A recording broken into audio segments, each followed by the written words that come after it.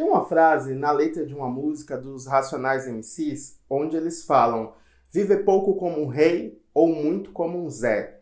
E com isso, eu começo o meu vídeo sobre Gladiador 2. Eu poderia estar falando dos grandes gladiadores e imperadores que passaram por essa história, mas na verdade estou falando do diretor do filme, o Ridley Scott. Eu já pude assistir o filme Gladiador 2 na cabine de imprensa e vou contar aqui para vocês tudo o que eu achei sobre o filme, claro, sem spoiler. Lembrando que se você não for inscrito, por favor se inscreva. Eu falo muito sobre filmes, sobre séries. Se você puder deixar o like sempre ajuda o criador de conteúdo. Se você for muito jovem, talvez você não saiba, mas Gladiador foi lançado em 2000 e revolucionou os filmes épicos de guerra e combate ao contar a história do Maximus, interpretado pelo Russell Crowe, que era um importante general que perde tudo após seu imperador Marcus Aurelius morrer e nomeá-lo como o novo imperador de Roma. Só que o filho legítimo do imperador, o Commodus, interpretado pelo Joaquin Phoenix, não aceita isso e Maximus acaba se tornando escravo e precisando lutar como gladiador em campos de batalha para sobreviver. O filme foi um grande marco para aquela época, tanto que ganhou 5 Oscars, incluindo de melhor filme. Esse é um dos maiores trabalhos do diretor Ridley Scott, que na época teve que lutar com unhas e dentes para defender a sua ideia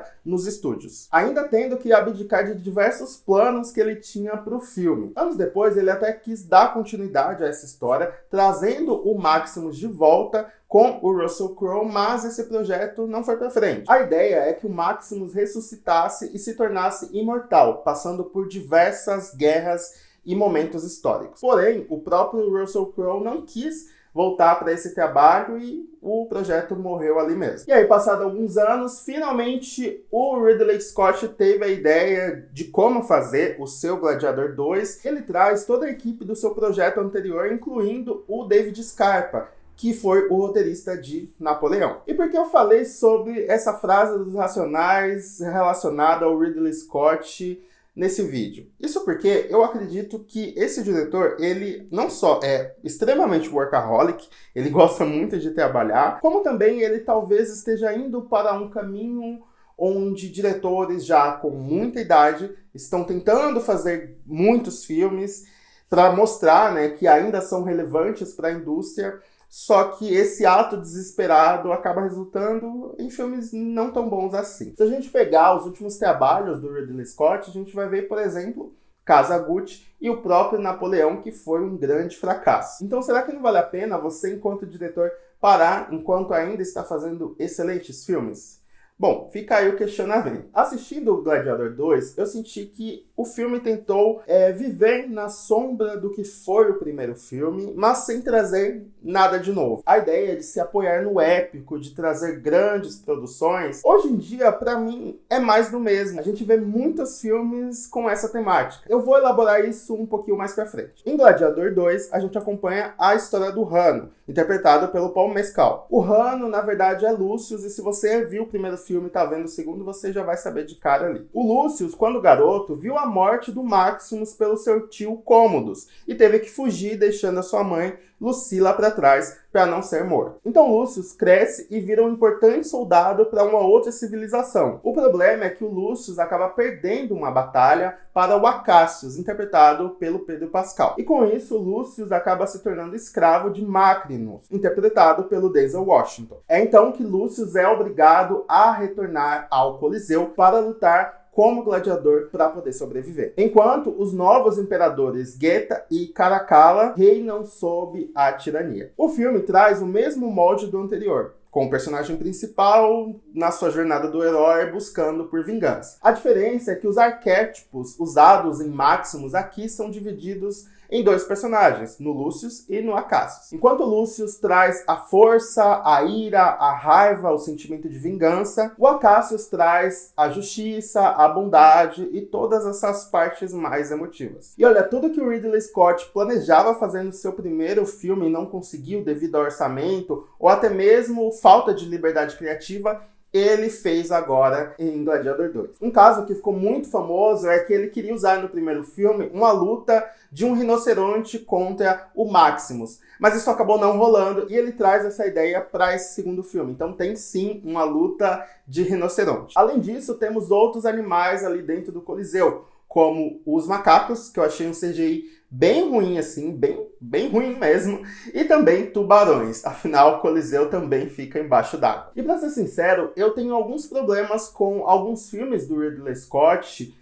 Na verdade, muitos filmes americanos fazem muito isso, de contar histórias que se passam em outros lugares e ainda falarem o inglês, né? A gente sabe como eles têm problemas com legendas e com outras línguas e tudo mais. Casa Gucci, do próprio Ridley Scott, pra mim não funcionou, os personagens falando inglês, mas com aquele sotaque italiano. E aqui também é um ponto que eu observo, que é um filme que se passa na Itália, e a gente tá vendo ali os personagens falando inglês. Tem até um momento em que um personagem fala, em qual língua você quer que eu fale? Ou em qual língua você quer falar? Sendo que eles estavam falando o tempo todo em inglês. Então, assim, não tem nem o mínimo de trabalho de pesquisa ali pra, sei lá, pegar expressões ou algo relacionado à língua, né, falada no país em que a história está se passando. E esse acho que é um problema mínimo comparado à falta de comprometimento histórico. Porque eu senti que Gladiador não fez o mínimo de pesquisa ali com o que acontecia naquela época, com a verossimilhança das coisas, sabe? A gente tem uma cena, por exemplo, de garotos jogando bola e vários outros fatos históricos que são deixados de lado. Parece que a pesquisa se baseia no Wikipedia, sei lá, enfim. Eu achei meio esquisito isso. Outro ponto que não me agradou muito foi a dimensão de Roma, onde a gente não vê tanta coisa assim sobre a cidade em si. Tudo fica muito preso ali no Coliseu, onde, claro, acontece a maioria das batalhas. Mas eu senti falta de mostrar mesmo ali a Roma antiga, principalmente quando a Roma pega fogo, né? A gente não tem essa dimensão da Roma pegando fogo. Eu acho que um diretor minimamente curioso em mostrar Roma sob chamas faria algo ali muito bonito. Sem querer comparar, mas já comparando, a gente teve recentemente, aí alguns anos atrás, o filme O Homem do Norte. Não tem nada a ver com Gladiador, mas se a gente olhar cenas de batalha, cenas de luta, a gente vê coisas muito bonitas ali. É usado muito escuro, enfim, chuva e tudo mais. E em Gladiador 2 é tudo muito seco, é tudo ali no claro. Não parece tão cativante assim, pelo menos pra mim, sabe? Até a fotografia do primeiro filme eu achei mais interessante do que essa aqui. E ainda falando de dimensão, eu achei que não teve um trabalho muito preciso nos figurantes ali no Coliseu. A gente vê que muita coisa é CGI e ficou até meio que óbvio ali, sabe? Claro, tinha um número grande de figurantes, mas eu senti que faltou um certo cuidado ali.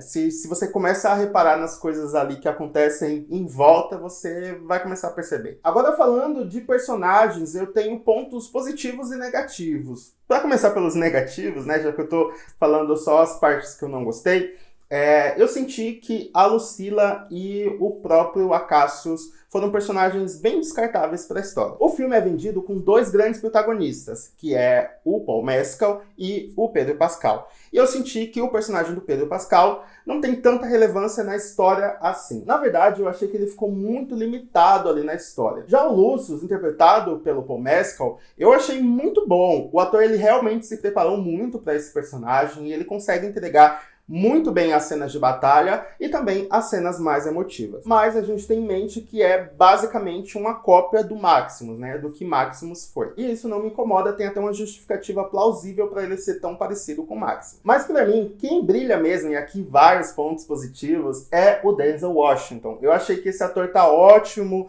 tá muito confortável no seu personagem, parece que ele tá se divertindo muito enquanto faz o filme. Ele interpreta o Macrinus, que é um personagem bem controverso, que faz tudo ali para obter poder, é um personagem que tem momentos até cômicos, momentos engraçados, e ele tem uma importância muito grande para a história. Então fica de olho nesse personagem. Também tem os Gêmeos Tiranos, que eu gostaria de ter visto um pouco mais sobre eles e sobre as suas tiranias, mas são personagens bem interessantes. Porém, eu senti que o filme não soube muito bem o que fazer com eles ali no final, e eles também ficaram com esse sentimento de que são descartáveis. Na real, eu senti que o diretor Ridley Scott tentou mostrar que ele ainda tem poder sobre as suas obras, né? Com essa onda de remakes, reboots, enfim, continuações, ele quis fazer uma continuação dele, do próprio filme dele, só que o filme ainda ficou muito na sombra do que foi o primeiro filme, que eu, de fato, gosto muito. Eu acho que sim, o filme entrega grandes momentos de batalha, assistir ele no cinema Realmente é uma grande experiência, tanto visual quanto sonora, mas se você analisar bem, o filme não traz nada de novo, ele não agrega em nada. Tanto o diretor quanto a equipe, desde ali o começo de divulgação do filme, tem falado que é um filme épico, que a gente vai se surpreender no cinema, e eu não senti tanto isso, porque hoje é muito fácil achar esses filmes épicos, né? Esses filmes grandiosos, numa escala muito grande. Então eu não senti nada de novo, não senti que agregou em nada para o cinema. É um filme sim bem feito, e tinha que ser, né? Porque é um dos maiores orçamentos da história do cinema, se eu não me engano, é mais de 300 milhões que foram gastos para fazer esse filme. Tem um elenco muito bom, então de fato tem os seus pontos positivos, mas para mim ele realmente deixa um pouco a desejar. Não foi capaz de me impactar profundamente, sabe? O filme estreia nos cinemas amanhã, no dia 14 de novembro. E eu quero saber de vocês, o que vocês acharam sobre tudo que eu falei. Lembrando que essa é a minha opinião, você pode discordar dela, não tem problema nenhum. Vamos conversar aqui embaixo. Fala se você gosta desse tipo de filme, se você tá ansioso ou ansiosa para assistir Gladiador 2. Enfim, vamos conversar aqui embaixo. Deixa o like, como eu falei, que vai me ajudar bastante. Até a próxima. Tchau!